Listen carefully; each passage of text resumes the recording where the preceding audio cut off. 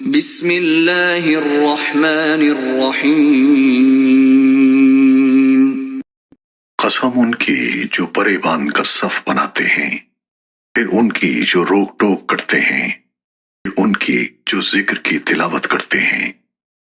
تمہارا معبود ایک ہی ہے جو تمام آسمانوں اور زمین کا اور ان کے درمیان کی ہر چیز کا مالک ہے، اور ان تمام مقامات کا مالک جہاں سے ستارے طلوع ہوتے ہیں۔ بے شک ہم نے نزدیک والے آسمان کو ستاروں کی شکل میں ایک سجاوٹ عطا کی ہے، اور ہر شریر شیطان سے حفاظت کا ذریعہ بنایا ہے۔ وہ اوپر کے جہان کی باتیں نہیں سن سکتے، اور ہر طرف سے ان پر مار پڑتی ہے۔ انہیں دھکے دیے جاتے ہیں، اور ان کو آخرت میں دائمی عذاب ہوگا۔ البتہ جو کوئی کچھ اچک لے جائے تو ایک روشن شعلہ اس کا پیچھا کرتا ہے۔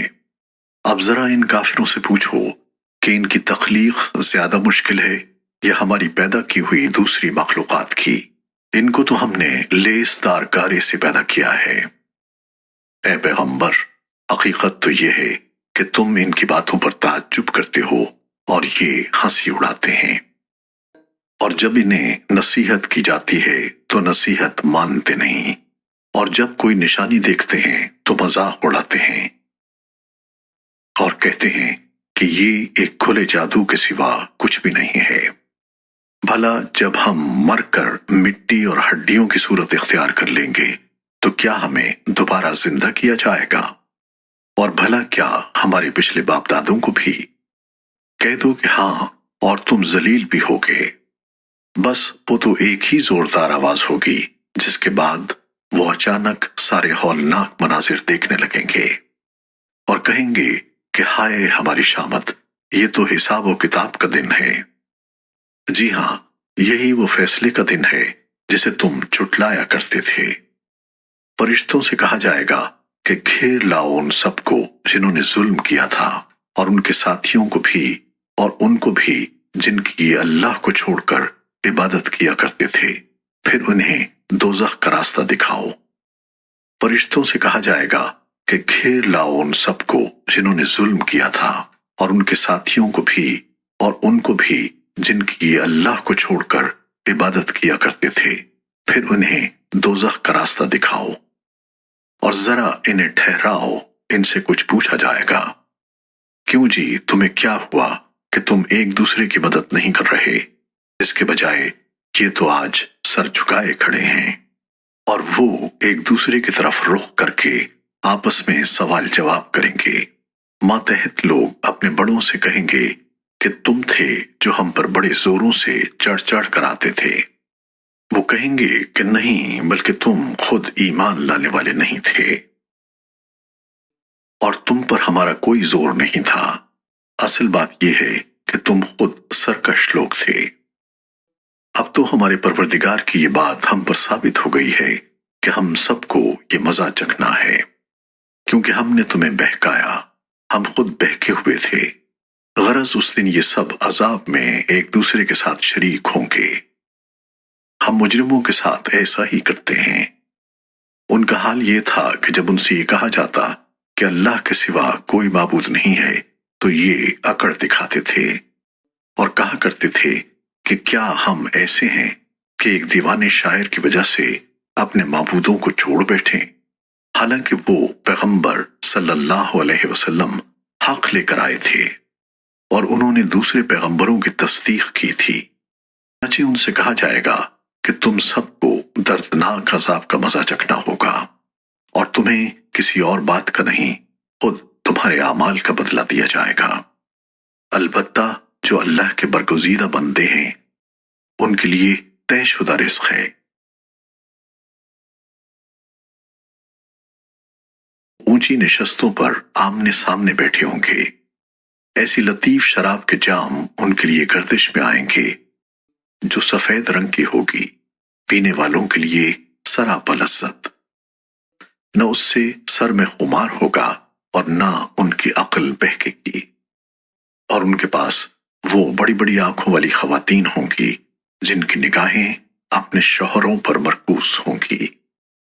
ان کا بے داغ وجود ایسا لگے گا جیسے وہ گرد و غبار سے چھپا کر رکھے ہوئے انڈے ہوں۔ پھر جنتی لوگ ایک دوسرے کی طرف متوجہ ہو کر آپس میں سوالات کریں گے۔ ان میں سے ایک کہنے والا کہے گا کہ میرا ایک ساتھی تھا جو مجھ سے کہا کرتا تھا کہ کیا تم واقعی ان لوگوں میں سے ہو جو آخرت کی زندگی کو سچ مانتے ہیں؟ کیا جب ہم مٹی اور ہڈیوں میں تبدیل ہو جائیں گے تو کیا واقعی ہمیں اپنے کاموں کا بدلہ دیا جائے گا؟ وہ جنتی دوسرے جنتیوں سے کہے گا کہ کیا تم میرے اس ساتھی کو جھانک کر دیکھنا چاہتے ہو؟ پھر وہ خود دوزخ میں جھانک کر دیکھے گا تو وہ اسے دوزخ کے بیچوں بیچ نظر آئے گا۔ وہ جنتی اس سے کہے گا کہ اللہ کی قسم تم تو مجھے بالکل ہی برباد کرنے لگے تھے، اور اگر میرے پروردگار کا فضل شامل حال نہ ہوتا تو اور لوگوں کے ساتھ مجھے بھی دھر لیا جاتا۔ پھر وہ خوشی کے عالم میں اپنے جنتی ساتھیوں سے کہے گا اچھا تو کیا اب ہمیں موت نہیں آئے گی سوائے اس موت کے جو ہمیں پہلے آ چکی، اور ہمیں عذاب بھی نہیں ہوگا۔ حقیقت یہ ہے کہ زبردست کامیابی یہی ہے۔ اسی جیسی کامیابی کے لیے عمل کرنے والوں کو عمل کرنا چاہیے۔ بھلا یہ مہمانی اچھی ہے یا زقوم کا درخت؟ ہم نے اس درخت کو ان ظالموں کے لیے ایک آزمائش بنا دیا ہے۔ دراصل وہ درخت ہی ایسا ہے جو دوزخ کی تہ سے نکلتا ہے، اس کا خوشہ ایسا ہے جیسے شیطانوں کے سر۔ چنانچہ دوزخی لوگ اسی میں سے خوراک حاصل کریں گے اور اسی سے پیٹ بھریں گے، پھر انہیں اس کے اوپر سے کھولتے ہوئے پانی کا میزہ ملے گا، پھر وہ لوٹیں گے تو اسی دوزخ کی طرف لوٹیں گے۔ انہوں نے اپنے باپ دادوں کو گمراہی کی حالت میں پایا تھا، چنانچہ یہ انہی کے نقش قدم پر لپک لپک کر دوڑتے رہے، اور ان سے پہلے جو لوگ گزر چکے ہیں ان میں سے اکثر لوگ بھی گمراہ ہوئے۔ اور حقیقت یہ ہے کہ ہم نے ان کے درمیان خبردار کرنے والے پیغمبر بھیجے تھے۔ اب دیکھ لو کہ جن کو خبردار کیا گیا تھا ان کا انجام کیسا ہوا۔ البتہ جو اللہ کے برگزیدہ بندے تھے وہ محفوظ رہے۔ اور نوح نے ہمیں پکارا تھا تو دیکھ لو کہ ہم پکار کا کتنا اچھا جواب دینے والے ہیں، اور ہم نے انہیں اور ان کے گھر والوں کو بڑے کرب سے نجات دی، اور ہم نے ان کی نسلیں کو باقی رکھا۔ اور جو لوگ ان کے بعد آئے ان میں یہ روایت قائم کی کہ وہ یہ کہا کریں کہ سلام ہو نوح پر دنیا جہان کے لوگوں میں۔ ہم نیک عمل کرنے والوں کو اسی طرح صلہ دیتے ہیں، بے شک وہ ہمارے مومن بندوں میں سے تھے۔ پھر ہم نے دوسرے لوگوں کو پانی میں غرق کر دیا، اور انہی کے طریقے پر چلنے والوں میں یقیناً ابراہیم بھی تھے، جب وہ اپنے پروردگار کے پاس صاف ستھرا دل لے کر آئے۔ جب انہوں نے اپنے باپ اور اپنی قوم سے کہا کہ تم کن چیزوں کی عبادت کرتے ہو؟ کیا اللہ کو چھوڑ کر جھوٹ موٹ کے خدا چاہتے ہو؟ تو پھر جو ذات سارے جہانوں کو پالنے والی ہے اس کے بارے میں تمہارا کیا خیال ہے؟ اس کے کچھ عرصے بعد انہوں نے ستاروں کی طرف ایک نگاہ ڈال کر دیکھا اور کہا کہ میری طبیعت خراب ہے، چنانچہ وہ لوگ پیٹھ موڑ کر ان کے پاس سے چلے گئے۔ اس کے بعد یہ ان کے بنائے ہوئے معبودوں یعنی بتوں میں جا گھسے اور ان سے کہا کیا تم کھاتے نہیں ہو؟ تمہیں کیا ہو گیا کہ تم بولتے نہیں؟ پھر وہ پوری قوت سے مارتے ہوئے ان بتوں پر پل پڑے۔ اس پر ان کی قوم کے لوگ ان کے پاس دوڑے ہوئے آئے۔ ابراہیم نے کہا کیا تم ان بتوں کو پوچھتے ہو جنہیں خود تراشتے ہو؟ حالانکہ اللہ نے تمہیں بھی پیدا کیا ہے اور جو کچھ تم بناتے ہو اس کو بھی۔ ان لوگوں نے کہا ابراہیم کے لیے ایک عمارت بناؤ اور اسے دہکتی ہوئی آگ میں پھینک دو۔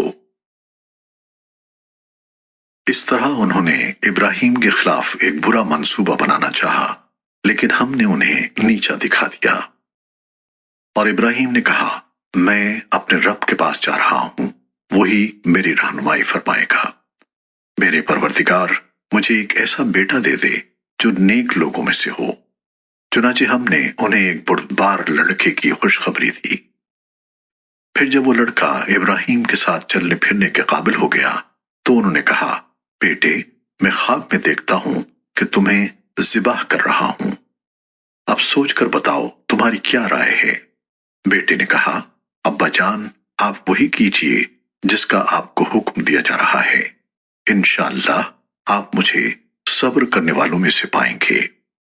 چنانچہ وہ عجیب منظر تھا جب دونوں نے سر جھکا دیا اور باپ نے بیٹے کو پیشانی کے بل گرایا، اور ہم نے انہیں آواز دی کہ اے ابراہیم، تم نے خواب کو سچ کر دکھایا، یقیناً ہم نیکی کرنے والوں کو اسی طرح صلا دیتے ہیں، یقیناً یہ کھلا ہوا امتحان تھا، اور ہم نے ایک عظیم ذبیحے کا فدیہ دے کر اس بچے کو بچا لیا۔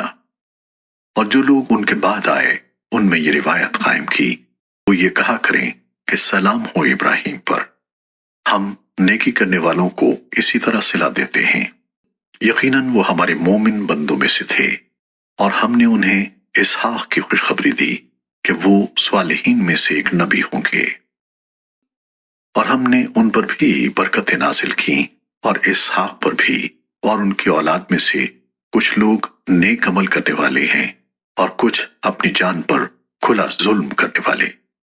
اور بے شک ہم نے موسیٰ اور ہارون پر بھی یہ احسان کیا، اور ہم نے انہیں اور ان کی قوم کو ایک بڑے کرب سے نجات دی، اور ہم نے ان کی مدد کی جس کے نتیجے میں وہی غالب رہے، اور ہم نے ان دونوں کو ایسی کتاب عطا کی جو بالکل واضح تھی، اور ان دونوں کو سیدھے راستے کی ہدایت دی۔ اور جو لوگ ان کے بعد آئے ان میں یہ روایت قائم کی کہ وہ یہ کہا کریں کہ سلام ہو موسیٰ اور ہارون پر، یقیناً ہم نیکی کرنے والوں کو اسی طرح صلا دیتے ہیں، بے شک وہ دونوں ہمارے مومن بندوں میں سے تھے۔ اور الیاس بھی یقیناً پیغمبروں میں سے تھے جب انہوں نے اپنی قوم سے کہا تھا کہ کیا تم لوگ اللہ سے ڈرتے نہیں ہو؟ کیا تم باغل نامی بت کو پوجتے ہو اور اس کو چھوڑ دیتے ہو جو سب سے بہتر تخلیق کرنے والا ہے، اس اللہ کو جو تمہارا بھی پروردگار ہے اور تمہارے باپ دادوں کا بھی جو پہلے گزر چکے ہیں۔ پھر ہوا یہ کہ انہوں نے الیاس کو جھٹلایا، اس لیے وہ ضرور عذاب میں دھر لیے جائیں گے، البتہ اللہ کے برگزیدہ بندے محفوظ رہیں گے۔ اور جو لوگ ان کے بعد آئے ان میں ہم نے یہ روایت قائم کی، وہ یہ کہا کریں کہ سلام ہو الیاسین پر، یقیناً ہم نیکی کرنے والوں کو اسی طرح صلا دیتے ہیں، بے شک وہ ہمارے مومن بندوں میں سے تھے۔ اور یقیناً لوط بھی پیغمبروں میں سے تھے، ہم نے ان کو اور ان کے سارے گھر والوں کو عذاب سے نجات دی تھی، سوائے ایک بڑھیا کے جو پیچھے رہ جانے والوں میں شامل رہی، پھر ہم نے دوسرے لوگوں کو ملیا میٹ کر دیا۔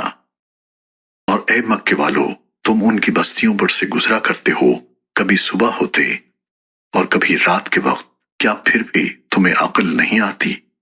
اور یقیناً یونس بھی پیغمبروں میں سے تھے، جب وہ بھاگ کر بھری ہوئی کشتی میں پہنچے، پھر وہ قرآن دازی میں شریک ہوئے اور قرے میں مغلوب ہوئے، پھر مچھلی نے انہیں نگل لیا جبکہ وہ اپنے آپ کو ملامت کر رہے تھے۔ چنانچہ اگر وہ تسبیح کرنے والوں میں سے نہ ہوتے، وہ اس دن تک اسی مچھلی کے پیٹ میں رہتے جس دن مردوں کو زندہ کیا جائے گا۔